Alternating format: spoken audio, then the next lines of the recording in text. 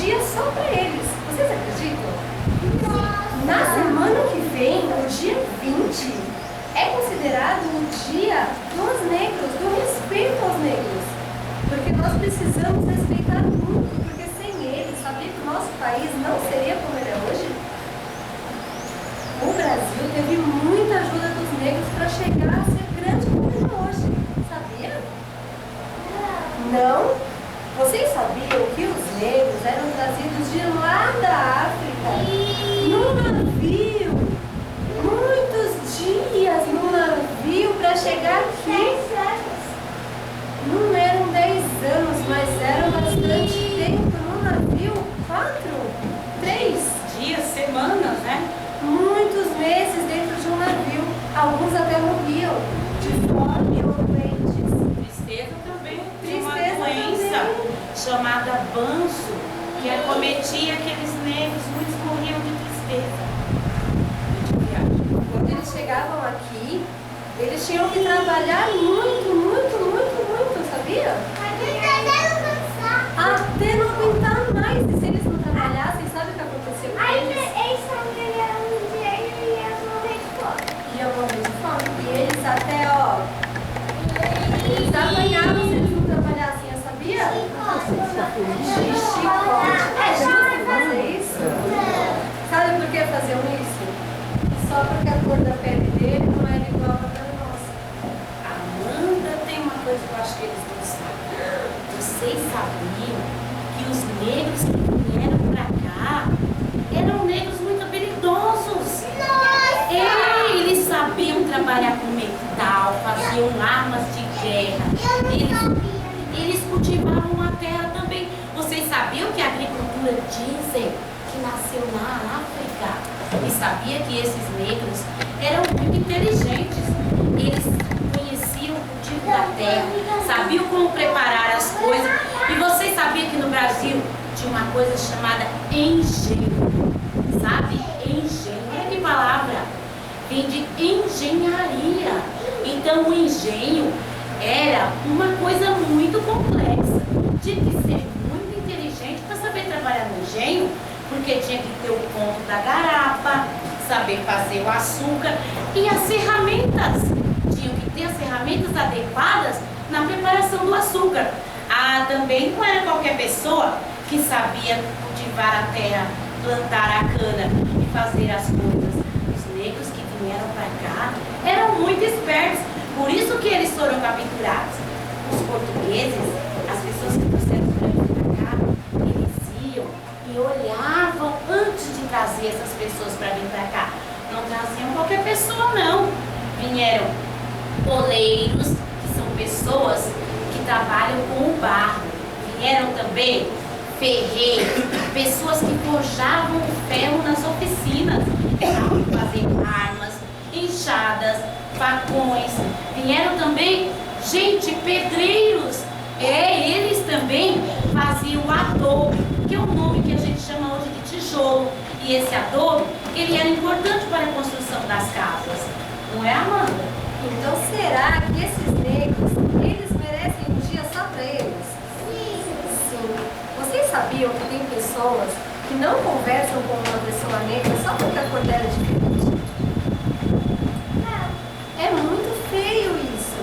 Às vezes as pessoas até querem ser amigas, mas quando vê que a cor dela não é igual à minha, já não conversa mais, já não quer mais ser amigo. Então nós vamos ouvir histórias hoje que vieram de lá da África. Olha como essas histórias vieram de longe. Eu estudei sobre a África na minha. E o que você aprendeu?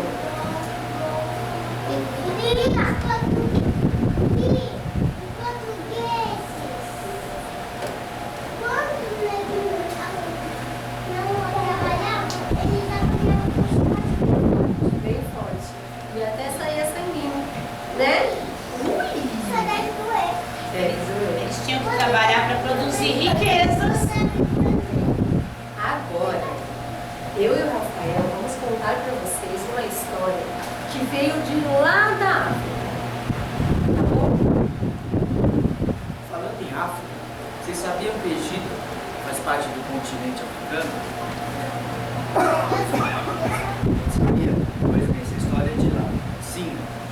medroso. Às margens do rio Nilo vivia um povoado que era governado por um rei já muito idoso. Quando jovem, esse rei era um bravo guerreiro. Esse guerreiro, que hoje era rei, tinha um filho, um único filho, o Semba. Mas o Semba, ele não queria ser guerreiro, ele não gostava de armas e muito menos de guerra. Ele gostava de esportes. E quando o Semba corria, ninguém ganhava dele. Mas Semba também adorava fazer amigos. E era essa a vida de Semba: fazer amigos, correr, brincar. Até que um dia entrou no palácio um soldado aos berros procurando pelo rei, dizendo que o grande lago do povoado havia sido invadido por umas tropas vizinhas que vieram roubar água para dar para o rebanho deles beber. O rei ficou muito desesperado e mandou chamar o filho dele. Quando o filho dele chegou, o rei disse: Semba, eu já estou velho, já não posso mais guerrear. Eu já não posso mais levar o exército. Então você, meu filho, como príncipe, vai chefiar as tropas. Você vai à frente do exército expulsar eles de lá. Mas Semba respondeu para o pai: Meu pai, meu amado pai, isso eu não posso fazer. Peça-me qualquer outra coisa, mas isso não farei. Semba não gostava de guerras. Semba não gostava de guerrear. Ele achava muito desperdício de vidas você ficar brigando e se matando por isso. Então o rei ficou muito bravo. Disse que o filho dele era um medroso e mandou o filho dele sair já da frente dele. Semba abaixou a sua cabeça e foi embora, triste, sozinho. Mas a notícia de que as tropas estavam invadindo o reino foi se espalhando. As pessoas ficaram desesperadas e começaram a cobrar do rei alguma atitude. O rei, então, mais do que depressa, na frente de todo o povo, mandou chamar Semba novamente. Quando Semba chegou, o rei olhou para ele e disse: Semba, meu filho, agora você vai liderar as tropas. Meu povo, esse é o nosso guerreiro, o melhor guerreiro de todos. É ele que vai à frente do nosso exército. Meu pai, meu filho, você só tem duas escolhas. Ou tome a frente das tropas e vira um herói, ou saia correndo e vira um covarde. Você vai um covarde. Semba ficou desesperado. Ele já tinha dito para o pai que não queria. E o pai fala na frente de todo mundo que ele ia ter que lutar. E agora ele já não podia mais sair correndo. Todo mundo ia rir dele. Então ele subiu em seu cavalo e foi à frente do exército. Quando ele chegou lá, na margem do rio Nilo, ele viu a tropa do outro lado da margem, já com todos os guerreiros prontos para a batalha. Mas Semba, que não gostava de lutas, olhou para o seu exército e disse: vocês me aguardem aqui. Eu vou sozinho na frente. E foi. O comandante do outro lado da margem avista o homem chegando e pergunta para um de seus soldados: quem está vindo em minha direção? O soldado, às gargalhadas, responde: é o pobre príncipe, o medroso. Despreocupado, o comandante fala para as tropas ficarem lá que eles também vão de encontro ao príncipe. Chegando lá, quando se encontram, ambos se cumprimentam com a cabeça em sinal de respeito. E sim, Semba já vai logo dizendo: preste atenção no que eu vou lhe dizer. Não quero guerra, não gosto de guerra. Se você quer água, você só precisa de um jato, não precisa de armas. Meu povo nunca negou água para quem precisa.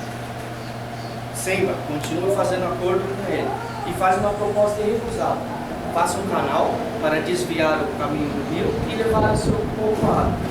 Contente e alegre com a justa posição do rei, do príncipe, de presente dá gado para ele, alguns animais de seu rebanho. E Semba aceita o presente e volta para o seu reinado. Assim que Semba chega, ele foi aplaudido de pé, pois ele não guerreou, ele não levou, ele não matou ninguém. Ninguém sangrou para conseguir o que queria. E então, sobre os aplausos do povo, o pai de Semba olha para ele e diz: meu filho, muito obrigada. Eu não sabia que existia outro caminho que não fosse a guerra, mas você me ensinou um caminho muito melhor para resolver qualquer problema. E esse caminho é o da paz. Então essa história veio de lá até aqui para ensinar pra gente que a gente não precisa de guerra, a gente não precisa brigar, a gente precisa apenas conversar.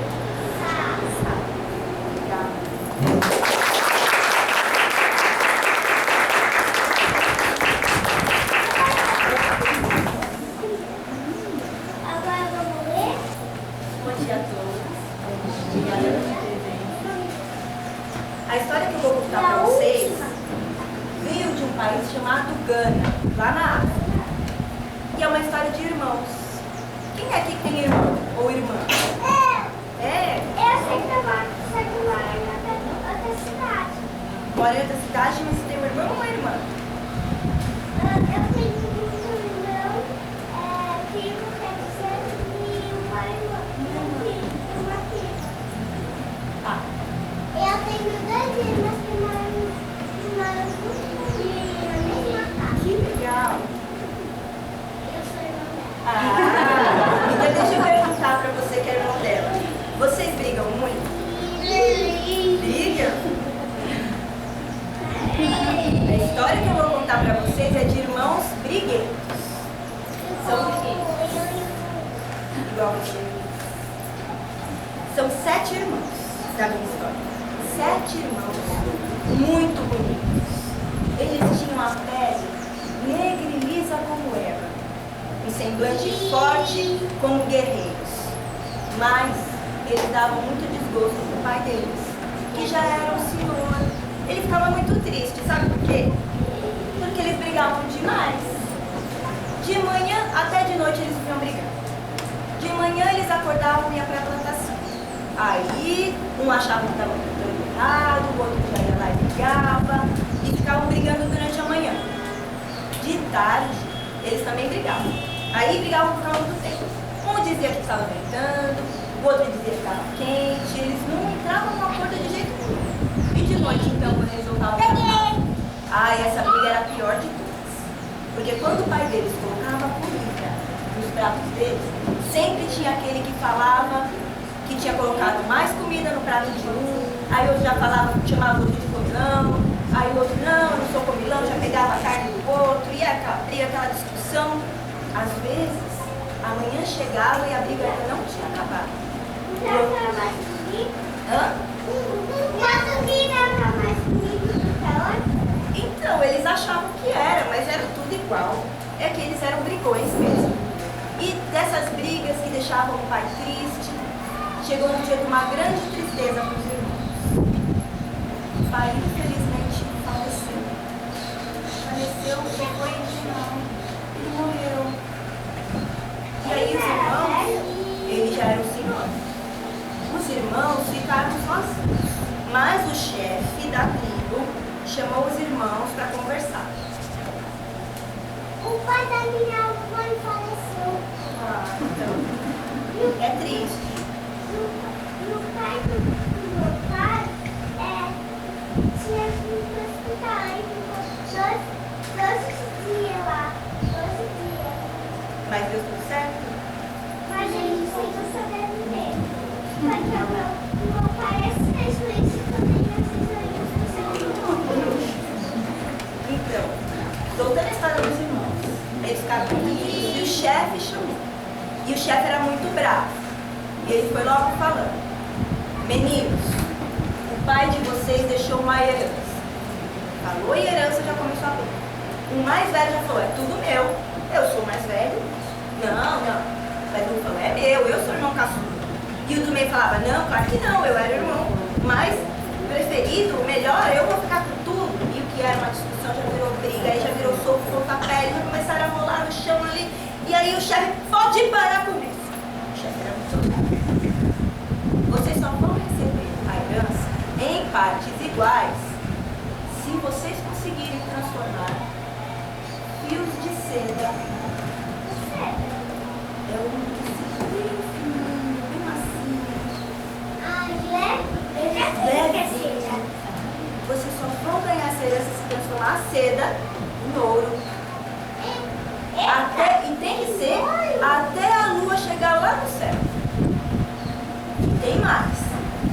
Esse dia e os dias seguintes vocês não podem discutir, não pode erguer a mão pro irmão, não pode brigar. Porque se vocês brigarem, vocês vão ser expulsos da terra do pai de vocês. E a herança de vocês vai ser dividida entre as pessoas mais pobres da aldeia. E agora? Eles tinham um problema, né? Como transformar fios de seda em ouro? Nossa! Só se tivesse o poder. Então eles chegaram na casa, o irmão mais velho até o irmão mais novo se sentaram um do lado do outro, deram as mãos e pensaram. Eles tinham que selar a paz, eles tinham que parar de brigar para poder resolver o problema juntos. E eles pensaram. O irmão do meio falou: nosso pai não ia deixar a gente como mendigo no mundo. Aí o outro pensou: quem sabe o ouro não está escondido dentro do novelo? Todo mundo pegou o novelo, mostrou assim o sol, para ver se estava alguma coisa brilhando dentro do novelo. Mas não estava. Cada irmão tinha um novelo de uma cor diferente. O irmão mais velho tinha um azul, o outro tinha um novelo vermelho. Depois o terceiro, o amarelo. O quarto, o laranja. O quinto, o verde. O sexto tinha um preto e o último tinha um branco. Quer dizer, eram novelos de cores diferentes. E eles não sabiam quase a cor do arco-íris. Mas eles não sabiam o que fazer com novelos de cores diferentes. Porque na aldeia deles, as pessoas usavam a roupa de uma cor só. Não tinha tecido com tanta cor assim. Colorido, não tinha. Que nem a minha saia. Mas aí um irmão pensou: se a gente fizer um tecido bem colorido, bem diferente, quem sabe as pessoas não vão gostar, não vão pagar até mais, porque é diferente. Então eles combinaram que eles iam fazer o tecido colorido. Os irmãos mais velhos foram buscar madeira, os irmãos mais novos ficaram esperando. E quando eles voltaram, fizeram um tear, que é como uma máquina. É como uma máquina de Você encaixa os fios e aí você vai trançando o fio e vai saindo um tecido. Mais ou menos. É um tecido, é uma máquina de misturar o fio, de trançar o fio. Nem a gente trança o cabelo, trança o fio para fazer o tecido. Ah, também Isso. E aí eles trançaram. Cada irmão foi se revezando e trançando e fazendo os tecidos. Eles conseguiram fazer 7 tecidos coloridos. E eram tecidos lindíssimos, eles eram brilhantes. E os desenhos pareciam aves de pássaro, asas de pássaros. Quando assim você olhava. Cada irmão dobrou o tecido, colocou numa cesta, colocou a cesta na cabeça e eles foram rapidinho até a praça tentar vender os tecidos. Isso, só que agora eram cestas. E aí é o mais velho até o mais novo, enfileirado assim, ó, com a cesta na cabeça. E chegando lá na praça, eles colocaram a cesta no chão e gritaram: venham ver o tecido mais bonito do mundo, o tecido mais brilhante, com asas de pássaro e colorido. Eles pegaram, desdobraram o tecido e as pessoas ficaram: oh, que tecido bonito, que tecido colorido, que textura. E ficaram admirando o tecido. Até que apareceu num lugar um moço diferente. Era um moço com uma roupa assim bem bonita. E as pessoas abriram o caminho para ele passar. Não era a cor da roupa dele. Era de uma cor só. Que cor que você acha que era? branco, rosa, cada um imagina uma, mas era uma roupa muito bonita, preto, de uma cor só. E ele veio, e ele era, sabe quem? O tesoureiro do rei. Ele cuidava do dinheiro do rei. E quando ele viu aquele tecido bonito, cheio de cor, com aquela textura bonita, parecendo asas de pássaro, ele disse: este tecido é um tecido digno de presente para um rei. Quero comprar tudo. Tudo. E os irmãos foram conversar. Eles precisavam transformar aquilo no quê? Em ouro. Eles foram conversar. Aí veio o irmão mais velho e falou assim pro tesoureiro: se é um presente para um rei, então tem que ser um preço que só um rei pode pagar. Então a gente quer uma sacola de ouro. Sacola? Uma sacola de ouro. Aí leva todos os tecidos. E o tesoureiro: sim, eu pago. E pagou. Aceitou. E os irmãos levaram, deram os tecidos e já pegaram a sacola de ouro e correram para a casa do chefe. Chegando lá, bem cansados, porque lembra? Não podia a lua chegar lá no céu. Eles tinham que mostrar o ouro antes. Mas conseguiram. E mostraram o ouro, contaram como eles tinham conseguido o ouro. E o chefe perguntou: vocês brigaram hoje? Não, nós não brigamos. Nós estávamos tão ocupados fazendo os tecidos que nós não brigamos hoje. Ah, muito bem. Muito bem. Então agora a herança é de vocês. E eles ficaram... Não podia brigar. E eles ficaram muito felizes. Só o irmão mais novo não ficou feliz. Porque agora que eles iam receber a herança deles, os aldeões pobres não iam receber nada. Eles iam continuar pobres. Aí o irmão teve uma ideia. E se a gente ensinar os aldeões a fazer tecidos coloridos como nós fizemos? Ah, é uma boa ideia, não é? Pois eles ensinaram. E até hoje, eles fazem o tecido mesmo, para encolar no corpo. Que nem encolado no corpo, que nem o meu lenço está encolado na cabeça. O tecido da saia que depois costura do lado. E aquela aldeia ficou muito famosa pelos tecidos coloridos que elas fazem. E os irmãos desde aquele dia nunca mais brigaram.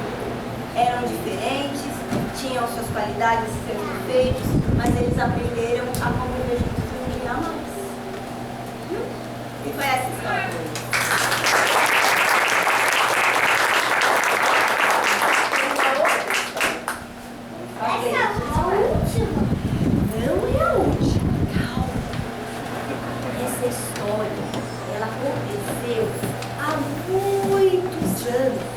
Quando o homem começou a andar na terra, na África, num país onde hoje a gente chama de África do Sul.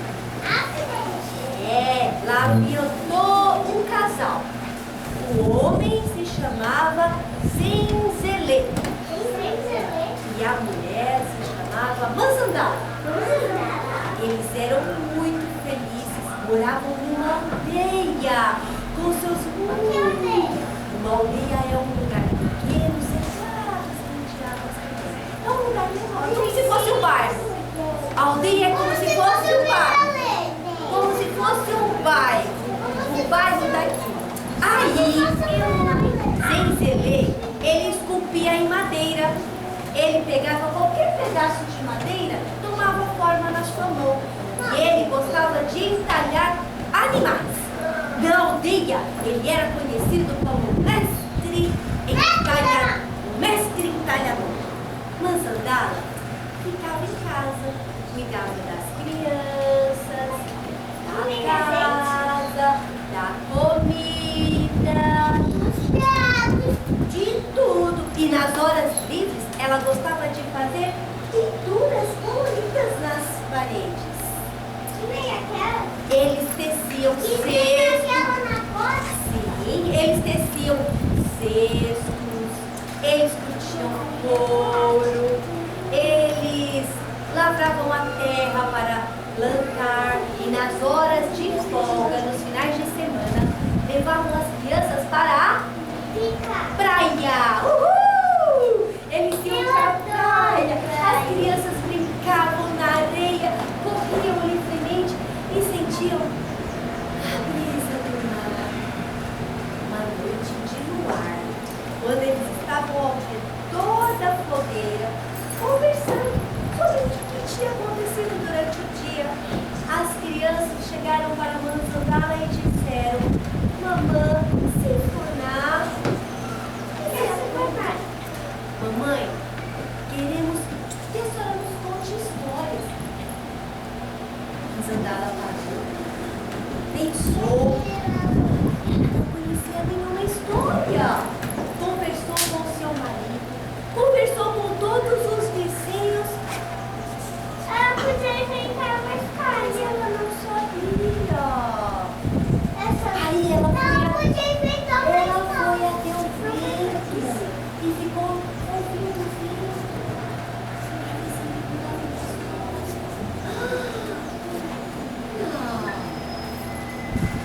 Os dias se passaram. E Zenzelê disse para sua esposa: Manzandala, eu acho que você deve ir e aprender histórias e trazer para o nosso povo. Manzandala beijou os seus filhos, o seu marido, e saiu de casa decidida. Ela só ia voltar quando ela aprendesse histórias. E para isso, ela ia perguntar para todas as criaturas que ela encontrasse no caminho. Ela ia pedir ajuda. E começou a soltar. E o animal que ela encontrou foi uma lebre. E ela perguntou para a lebre: bom dia, senhora lebre. Por favor, a senhora teria alguma história para me ensinar? Eu quero levar para o meu povo. Histórias? Conheço muitas histórias. Conheço centenas de milhares de histórias. Então, por favor, me conte algumas. Eu vou aprender e levar para o meu povo. Agora eu não posso. Eu estou muito ocupada. Eu posso contar histórias agora. Foi embora. Manzandala ficou, mas ela não desistiu da sua ideia. Mais à frente, ela encontrou a mãe babuíno com seus filhotes, um animal típico da África. E ela disse: senhora babuíno, vejo que como eu, a senhora também é mãe. Tem os seus filhotes. Por favor, a senhora poderia me ensinar uma história para eu contar para os meus filhos que ficaram em casa? Ora, hoje já se viu. Você pensa que eu não tenho o que fazer? Tenho filhos para cuidar, preciso cuidar da segurança de todos, da alimentação. Não tenho tempo para essas coisas de humanos. Era só o que me faltava. E foi embora tentando comandá-la. Mas Manzandala insistiu. Ela nunca vai desistir. Até ela encontrar o que ela queria. Aí ela olhou uma figueira, uma árvore. Sabe quem estava lá? Ai, dormindo, tão gostoso. Uma Preguiça. Não, era uma coruja. E ela perguntou: A nossa avó adora. você tem uma história para me contar? A coruja acordou. Ficou tão brava porque ela foi acordada que ela voou direto para outro lugar e nem deu atenção para Manzandala. Mas Manzandala não desistiu. Continuou e encontrou um elefante. Contou para ele a sua situação. O elefante olhou bem nos seus olhos e disse: minha senhora, eu sinto muito. Não tenho histórias para lhe contar, mas eu conheço uma pessoa que pode me ajudar. Ela é a senhora, rainha de todas as aves, a senhora águia, e ela voa tanto e ela voa andando. E ela voa e ela deve conhecer alguma história para te contar. Manzandala agradeceu e saiu tão feliz e foi até o rio procurar a águia. Ela encontrou a águia, ela estava pescando. Águia! Águia! Por favor, águia! A águia tinha acabado de pegar um peixe, levou um susto tão grande que o peixe caiu de novo na água. Ela deu uma volta, um voo e parou bem do lado de Manzandala. Manzandala, e ela disse: ora, ora, o que é que você tem de tão importante para me falar que me fez perder o meu jantar? E ela disse: ora, senhora de todas as aves, preciso de histórias para contar para o meu povo. A senhora pode me ajudar? Calma, olha, sinceramente, mas eu tenho uma amiga que conhece histórias lindas e ela vai te ajudar. Ela se chama Marinda. Quem é? Ela levantou o voo e foi longe, longe, encontrou a sua amiga, contou toda a história de Manzandala. E voltou, pousou do lado de Manzandala e disse: minha amiga vai te ajudar. Eu tenho histórias lindas para te contar. De repente, do mar surgiu uma enorme, gigantesca tartaruga. Era Marinda. Olhou para Manzandala e disse: monte no meu casco. Vou te levar até o reino do espírito do povo. Lá você aprenderá muitas histórias. Manzandala ficou encantada com os peixes dela. E as almas, que coisa linda! Quando ela chegou no reino do espírito do povo, ela se ajoelhou diante do rei e da rainha e disse: rei, disseram para ela: mulher da terra seca, o que você faz em nosso reino? Vim à procura de histórias, meu senhor e minha senhora. Histórias? Histórias temos muitas. Podemos te ensinar muitas histórias, mas queremos algo em troca. O que posso lhes oferecer? Aqui neste reino, nunca temos tempo para sair. Não conhecemos outros povos. Nos traga uma imagem da sua aldeia. Manzandala aceitou o acordo. Voltou com Marinda para a aldeia. Quando ela chegou na aldeia, contou toda a história para Zenzele, que rapidamente começou a esculpir a aldeia. Então, no dia e hora marcados, na nova lua, Marinda se encontrou com Manzandala e levou a escultura. E elas foram juntas até o reino do espírito. Quando chegaram lá, o rei e a rainha ficaram tão felizes. Lindo! Nunca vimos coisa mais linda! Aí, a rainha pegou um colar marinho e no centro do colar havia uma grande e colocou no pescoço de Manzandala e disse: com este colar nós damos a você o dom de contar histórias. Toda vez que você se reunir com o seu povo, coloque a concha no seu ouvido e você ouvirá muitas histórias. Manzandala ficou tão emocionada.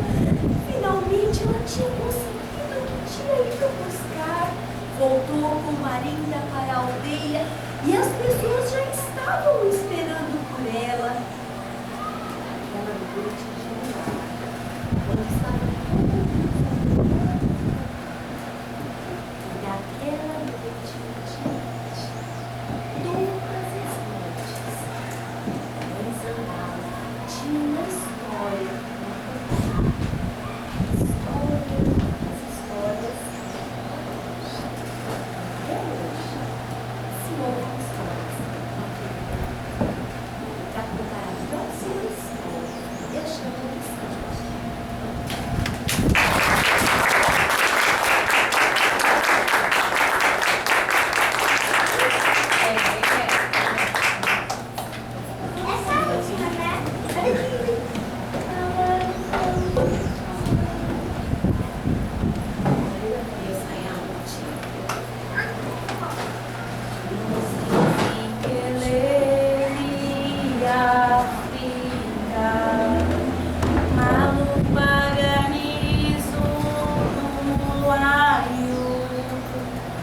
Tava dormindo, tambor me chamou.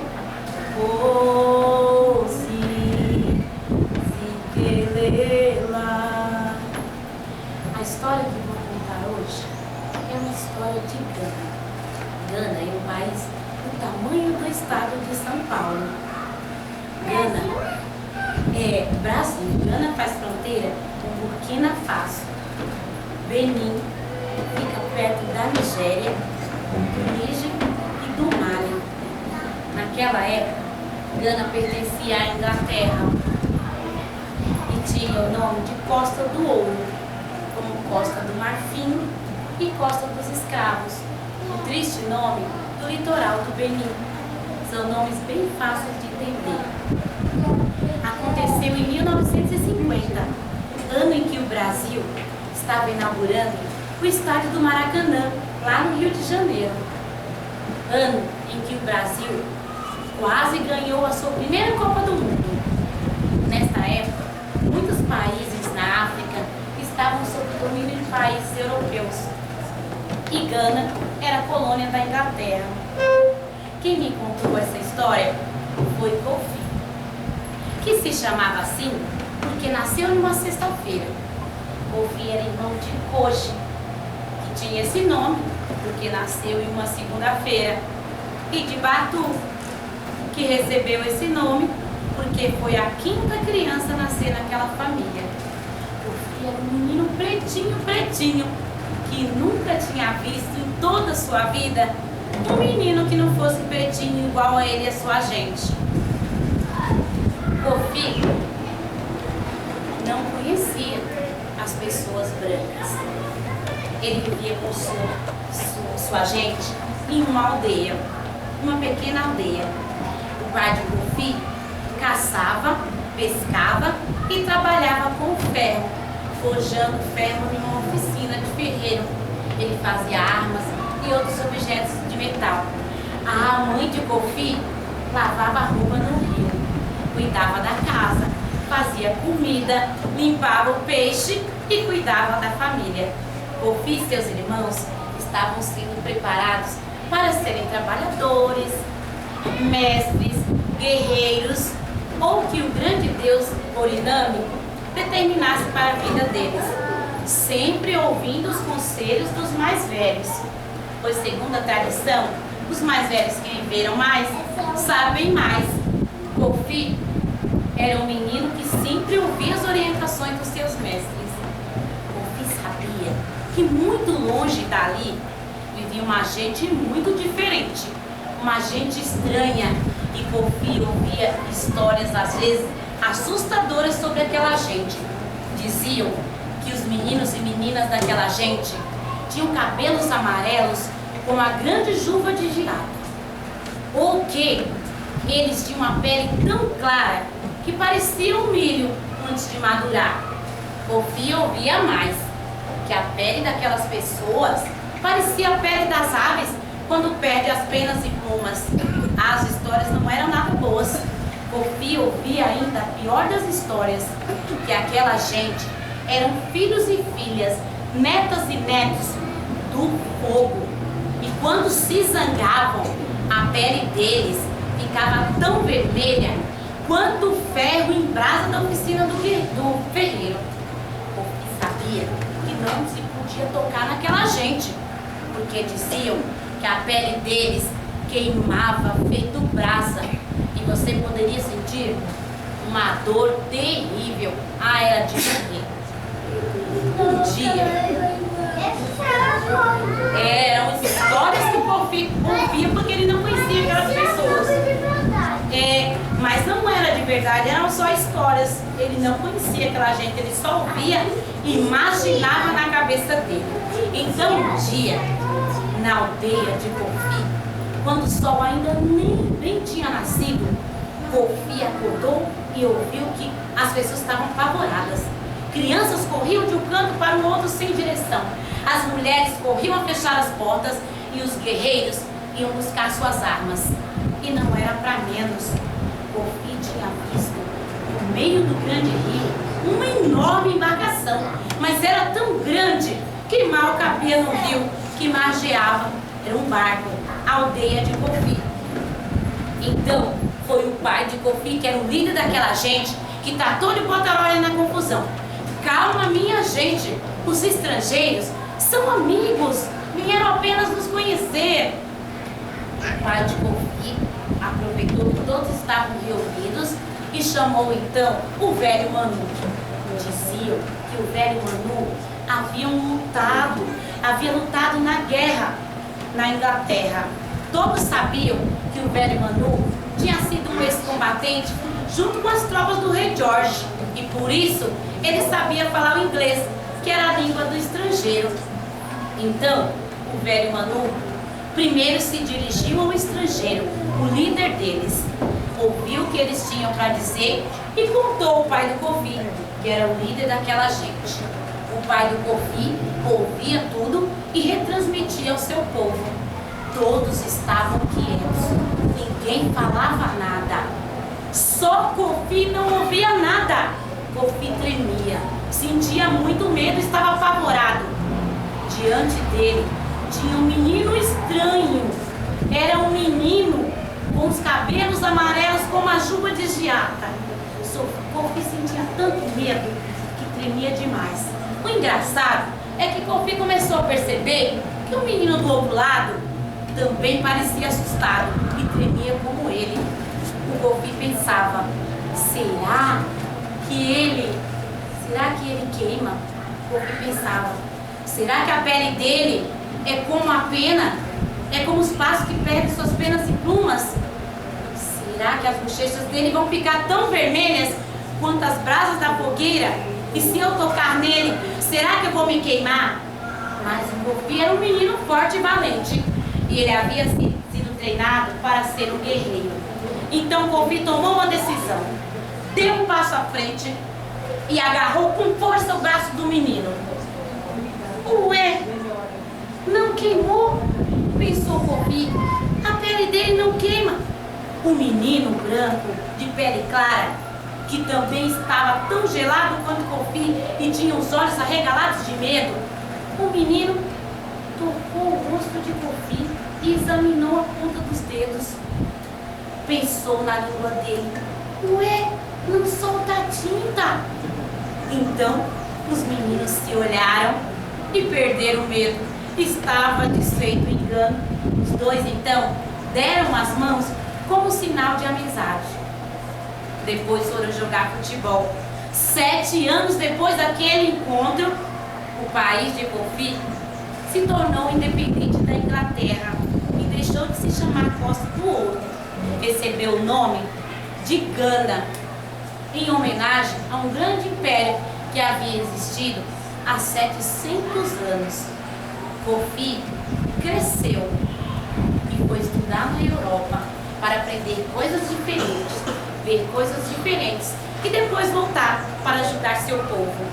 Kofi voltou, se casou, teve filhos, filhas, se tornou mestre e ensinava aos seus alunos que a melhor forma de conhecer uma pessoa é se aproximando delas e conhecendo-a melhor, porque mesmo que elas sejam diferentes umas das outras, todas são seres humanos. Então, Kofi hoje tem vários amigos e entre os melhores amigos dele tem muitas pessoas brancas, pessoas de pele clara. Kofi descobriu que as pessoas brancas não queimam e não machucam as outras pessoas. As pessoas brancas, por sua vez, descobriram que os negros não soltam tintas. E Kofi fazia questão de contar essa história, que foi verdadeira, para os seus alunos e para as suas crianças. Gana, hoje, tem grandes jogadores. O futebol deles é quase parecido com o nosso. Eles têm jogadores famosos como Ado, Azamar e outros. Lá na África, as pessoas colocam os nomes dos seus filhos de acordo com acontecimentos importantes que aconteceram naquele dia, com a posição que a criança tem na família ou com o dia da semana. Por isso que Kofi tinha esse nome. O pai de Kofi, quando viu os estrangeiros, ele sabia que logo, logo, eles seriam independentes. O país deles seriam livres do país do rei Jorge. E essa é a minha história. Eu espero que vocês tenham gostado.